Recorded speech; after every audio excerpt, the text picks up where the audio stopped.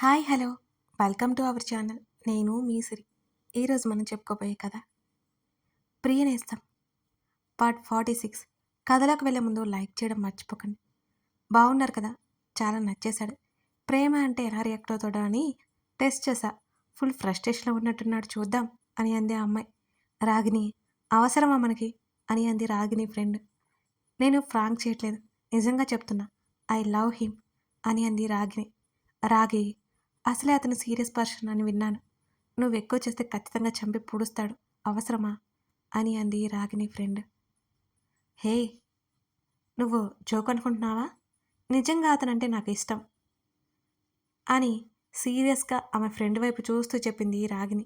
నీ ఇష్టం వచ్చింది చేసుకో, సరే సరే కోప్పడుకో అంటూ అర్జున్ ఆఫీస్కి ఎదురుగా ఉన్న కాఫీ షాప్ల నుండి అతను ఎప్పుడెప్పుడు బయటకు వస్తాడా అని ఎదురు చూస్తూ ఉంది రాగిని. ప్రణయ్కి కాల్ చేశాడు అర్జున్. స్పృహలోకి వచ్చిందా అని మొహమాటం లేకుండానే అడిగాడు అర్జున్. ఇంటికొచ్చేసాం అని అన్నాడు ప్రణయ్. ఎలా ఉంది ఇప్పుడు? ఏమీ మాట్లాడకుండా గదిలోకి వెళ్ళిపోయింది అని చెప్పాడు ప్రణయ్. తన్ని ఒంటరిగా వదలొద్దు, టాబ్లెట్స్ టైంకి ఇవ్వు, ఇంకా 1 year వరకు తను వాడుతూనే ఉండాలి, మర్చిపోవద్దు అని హెచ్చరించాడు అర్జున్. మరీ మరీ చెప్తూనే ఉన్నాడు అతను. అర్జున్ మనసులో ప్రవర్తిక పట్ల ఉన్న భావమేమిటో ప్రణయ్కి తెలియడం లేదు అసలు. ఇష్టం లేదంటాడు, అన్నీ ఆలోచిస్తూనే ఉంటాడు. వింటున్నావా అని గట్టిగా అడిగాడు అర్జున్. అలాగే చెప్తాను అని అన్నాడు ప్రణయ్. చెప్తే వినే రకం కాదు నీ చెల్లి, జాగ్రత్తగా చూసుకో. అయినా తన బాబు గురించి ఎందుకు చెప్పావు, బుద్ధి లేదా అని అరిచాడు ప్రణయ్. ప్రణయ్ని అర్జున్ అడుగుతోందిరా, ఎప్పటికైనా తెలియాలి కదా, అందుకే చెప్పాను. ఇంకొక విషయం, మా పెదనాన్న బయటకొచ్చాడు, 10 రోజుల క్రితం మా ఊరికి వచ్చినట్టే మా పెద్దమ్మ చెబుతోంది అని అన్నాడు ప్రణయ్. అర్జున్ ఆశ్చర్యపోయాడు. బెయిల్ ఎవరిప్పించుంటారు అని అడిగాడు కోపంగా. ఏమో నాకు తెలీదు, మళ్ళీ వస్తాను అన్నాడని నాన్న చెప్పారు మరి అన్నాడు ప్రణయ్. నేను రేపు స్టేషన్కి వెళ్ళి మాట్లాడొచ్చి కనుక్కుంటాను అర్జున్ అన్నాడు. అన్నయ్య, నీరసంగా వినిపించింది ప్రవర్తిక గొంతు. సైలెంట్ అయిపోయాడు అర్జున్ ఆమె మాట వినాలన్నట్టుగా. ఏంట్రా, బాగా హెడేక్ వస్తుంది, టాబ్లెట్ కావాలి అని కణతలు నొక్కుంటూ అడిగింది ప్రవర్తిక. ఇంట్లో లేవా అని అడిగాడు ప్రణయ్. నా దగ్గర లేవు, ఇంట్లో వెతికే ఓపిక లేదు అంటూ సోఫాలో కూర్చొని వెనక్కి వాలింది ప్రవర్తిక. తలనొప్పి ఎందుకుండదే, హైదరాబాద్ వెళ్ళినప్పటి నుంచి నీ గురించి నువ్వు అసలు పట్టించుకుంటున్నావా? ఆ జుట్టంతా చూడు, సన్నగా అయిపోయింది, మనిషిలా లేవు, ముఖంలో కలంతా పోతుంది. హైదరాబాద్ నీకు పడలేదే బుజ్జమ్మ, మీ ఆయనకి గట్టిగా చెప్పాలి, నువ్వు సరిగ్గా తింటున్నావో లేదో అసలు. నేను నూనె తీసుకొస్తాను, తలకు పట్టిస్తే చల్లబడుతుంది తల అని ప్రవర్తిక అమ్మ నీలిమ మాటలు కూడా వినిపిస్తున్నాయి. ఆవిడ వెళ్ళగానే, అన్నయ్య, ఆయనకు చెబుతుందట అమ్మ అని విరక్తిగా నవ్వింది ప్రవర్తిక. అడగడం మర్చిపోయాను, వచ్చిన తర్వాత ఒక్కసారైనా మాట్లాడావా, ఎలా ఉన్నారు అంటున్న ఆమె మాటల్లో ఆతృత తెలిసి ఆమె మనసులో దిగులు తెలుస్తున్నా ఏమీ చేయలేక కాల్ కట్ చేసి బాధగా చైర్లో వెనక్కి వాలాడు అర్జున్. ఆఫీస్లో ఉండాలి అనిపించలేదు ఇక అతనికి. జీప్ కీస్ తీసుకుని బయటికి వచ్చేశాడు అతను.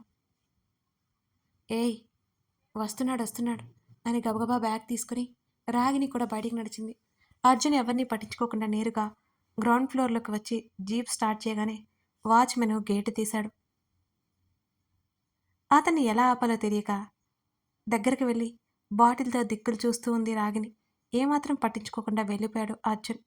వెంటనే రెస్టారెంట్ ముందున్న స్కూటీ స్టార్ట్ చేసింది రాగిని.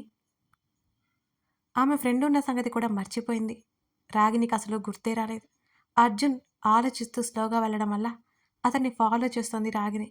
అప్పటికే మధ్యాహ్నం 3 గంటలు కావడంతో మధ్యాహ్నం భోజనం చేయలేదన్న సంగతి గుర్తొచ్చింది అర్జున్కి. కానీ ఎందుకో చేయాలనిపించలేదు అతనికి. నేరుగా వాళ్ళ అపార్ట్మెంట్ ముందు జీప్ ఆపాడు అర్జున్.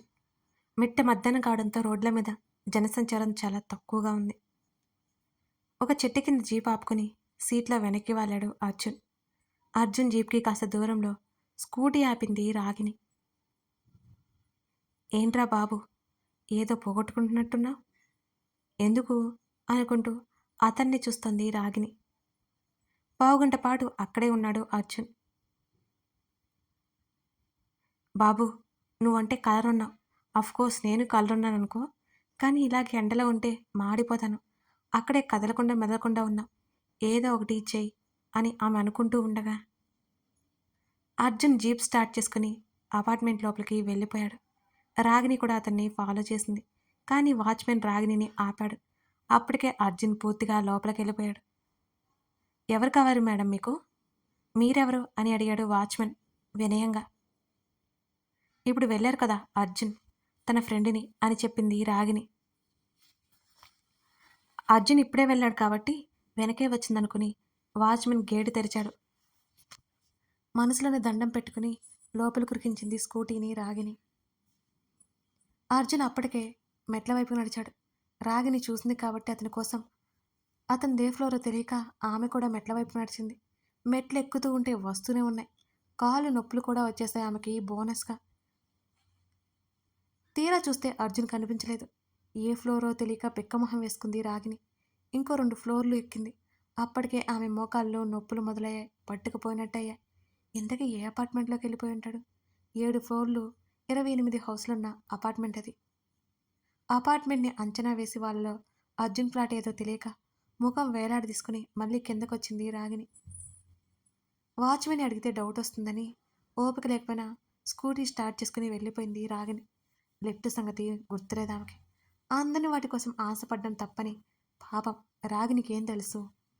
అర్జున్‌తో ఫోన్ మాట్లాడిన తర్వాత, అర్జున్ కాల్ కట్ చేసిన తర్వాత ఆ విషయాన్ని మరొక విధంగా అర్థం చేసుకుని ప్రవర్తికని ఇష్టపడే విషయంలో అర్జున్ని బలవంతం చేస్తున్నానేమో, బలవంతంగా ప్రేమ పుట్టించడం కరెక్ట్ కాదని అనుకున్నాడు ప్రణయ్. అర్జున్ని ఫోర్స్ చేయకూడదని అనుకున్నాడు అతను. ఏంటన్నయ్య? ఏం మాట్లాడవు? ఎలా ఉన్నారాయన? అని అడిగింది ప్రవర్తిక. ప్రణయ్ ఏ సమాధానం చెప్పకపోవడంతో చెల్లెల పక్కన కూర్చొని చెల్లెల చేతులు పట్టుకున్నాడు ప్రణయ్. ఈ అన్నయ్యని క్షమిస్తావారా? అని దిగులిన కళ్ళతో అడుగుతున్న ప్రణయ్ని చూసి, ఏంటన్నయ్యా? ఎందుకిలా మాట్లాడుతున్నావు? అని కంగారుగా అడిగింది ప్రవర్తిక. అర్జున్ మీద అనవసరంగా ఆశలు పెంచుతున్నానా? నా వల్లే కదరా! అంటూ చెల్లెలి చేతుల్లో నుదురుకి ఆనించుకున్నాడు ప్రణయ్ బాధగా. తన అన్నయ్య కన్నీళ్లు తడి ఆమె చేతులకు తగలగానే, అన్నయ్య ఏంటిది అంటూ అతన్ని వారించింది. చెల్లెల వైపు చూశాడు అతను. ప్రణయ్ చేతి మీద చేయి వేసి, అన్నయ్య ఎవరో ఏదో చెప్తే ప్రేమ పుట్టేస్తుందా ఏంటి? లేదు కదా, నువ్వు చెప్పినా చెప్పకపోయినా నా భర్త. ఇష్టం ప్రేమ నాకే తెలియకుండా కలిగే. అందులో నీ తప్పేం లేదు. ఏది జరగాలని ఉంటే అది జరుగుతుంది. అర్థమైందా? నువ్వు నా గురించి అసలు పట్టించుకోవద్దు. సరేనా? ఇప్పటి నుంచి ఆయన్ని మర్చిపోవడానికి ప్రయత్నం చేస్తాను అని అంది ప్రవర్తిక. ఆమె మాట్లాడుతున్న చివరి మాటలప్పుడు ఆమె గొంతు సన్నగా వణికింది. రవి, అన్నయ్య, ఆ విషయం అక్కడితో వదిలేయడమే మంచిది. అమ్మ వస్తుంది. వింటే బాధపడుతుంది, దిగులు పడుతుంది, భయపడుతుంది. ఇవన్నీ వద్దు ప్రణయ్‌తో అంది ప్రవర్తిక. మౌనంగా ఉండిపోయాడు ప్రణయ్. నేనే ఈ విషయం అందరితో మెల్లిగా సర్ది చెప్పాలి. నీకు మనసులో దిగులు లేకుండా చేస్తాను. లేకపోతే ఇంట్లో వాళ్ళ ముందు నటించలేక బాధపడుతూ ఉంటాం అని మనసులో అనుకున్నాడు ప్రణయ్. నీలిమ రాగానే సోఫాల నుంచి లేచి కింద కూర్చుంది ప్రవర్తిక. సోఫాలో కూర్చుని కూతురి తలకి నూనె పట్టించి మర్దన చేస్తుంది నీలిమ. చాలా ప్రశాంతంగా అనిపించి తల్లి ఒడిలోని కళ్ళు మూసుకుని నిద్రలోకి జారుకుంది ప్రవర్తిక. ప్రణయ్, అక్కడంతా బాగానే ఉంది కదా? ఆడపిల్ల తల్లి కాబట్టి ఆ మాత్రం దిగులుంటుంది నీలిమకి. అవునన్నట్టు తల ఊపాడు ప్రణయ్. వచ్చి 5 రోజులవుతుంది. అల్లుడు గారు ఫోన్ చేశారా అని అడిగింది. పుట్టింట్లో కూతురు ఉంటే సంతోషంతో పాటు కొంచెం భయం ఉంటుంది ఆడపిల్ల తల్లిదండ్రులకి. ఇప్పుడే మాట్లాడాను పెద్దమ్మ, చెల్లి కూడా మాట్లాడింది అని అబద్ధం చెప్పాడు ప్రణయ్. అలా చెప్పలేక బాధపడ్డాడు లోపలే అతను. అవును, ఇంత హఠాత్తుగా ఊరికొచ్చారు? మనసులో ఉన్న చిన్న సందేహం బయటపెట్టింది నీలిమ. అర్జున్ పని ఉండి ఢిల్లీ వెళ్ళాడు పెద్దమ్మ. ఎలాగో నేను ఇంటికి వస్తున్నాను. మిమ్మల్ని కూడా చూడాలని చెల్లి కూడా వచ్చింది. అర్జున్ ఢిల్లీ నుంచి రాగానే అని అంతకు మించి చెప్పలేక, పెద్దమ్మ ఆఫీస్ నుంచి అర్జెంట్ ఫోన్ కాల్ వస్తోంది అని చెప్పి అక్కడి నుంచి వెళ్ళిపోయాడు ప్రణయ్.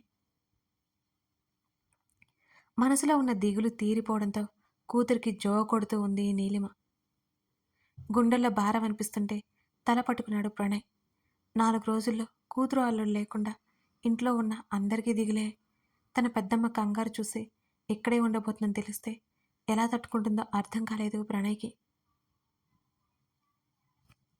వసుంధర కృష్ణమూర్తి అర్జున్ దిగులు తెలుస్తుంటే అతనికి సర్ది చెప్పే ప్రయత్నంగా అర్జున్‌తో మాట్లాడాలి అనుకున్నారు ఇద్దరు. ప్రణయ్ ఫోన్‌లో ఫోటో చూస్తోంది ప్రవర్తిక. అర్జున్ ముఖం మీద చేత్తో మెల్లిగా తడిమింది. "మీకొక్కసారైనా గుర్తొచ్చానా నేను? వచ్చి ఉండను. మీ కళ్ళ ముందు తిరుగుతుంటేనే కనీసం నేనొకదాన్ని ఉన్నానని ఫీలింగ్ మీ ముఖంలో ఎప్పుడూ కనిపించలేదు. ఇప్పుడసలు నేను మీ కళ్ళ ఎదుటే లేను. నేనిక్కడికి వచ్చి వారం రోజులైపోయింది. మీకొక్కసారి కూడా గుర్తు రాలేదా నేను? ఆ విషయం నాకు బాగా తెలుసురా" అని అనుకుంది. ఆమె కళ్ళ నుంచి కన్నీళ్లు జారి ఫోటో మీద పడ్డాయి. "బుజ్జమ్మా" అమ్మ పిన్ని పిలుపు విని గబగబా కన్నీళ్లు తుడుచుకుంది ప్రవర్తిక. "ఏంటి?" అని ఇద్దరి వైపు తిరిగింది. వాళ్ళిద్దరూ ముసిముసిగా నవ్వుతూ ఉంటే, "ఎందుకు నవ్వుతున్నారు మీరు?" అని ఉక్రోషంగా అడిగింది ప్రవర్తిక. "ఏం లేదు. అయినా ఇద్దరూ నవ్వుతూనే ఉన్నారు." "అబ్బా! చాలా చిరాగ్గా ఉంది. ఎందుకు నవ్వుతున్నారో చెప్పండి మీ ఇద్దరు" అని విసుక్కుంది ప్రవర్తిక. మనం విసుక్కుంటుంటే కొంచెం కూడా పట్టించుకోంది మన తల్లిదండ్రులు మాత్రమే కదా. అంతగా మీ ఆయన గుర్తొస్తే ఇక్కడికే రమ్మని చెప్పు అని అంది కామాక్షి. ఇప్పుడు మీకు చెప్పానా మా ఆయన గుర్తొస్తున్నాడని వాళ్ళతో అని. నిజమే పిన్ని, ఆయన బాగా గుర్తొస్తున్నారు అని మనసులోనే అనుకుంది ప్రవర్తిక. మరి ఇదేంటమ్మా అంటూ ప్రవర్తిక చేతిలో ఉన్న ఫోను తీసి ఆమె ముందు పెట్టింది కామాక్షి.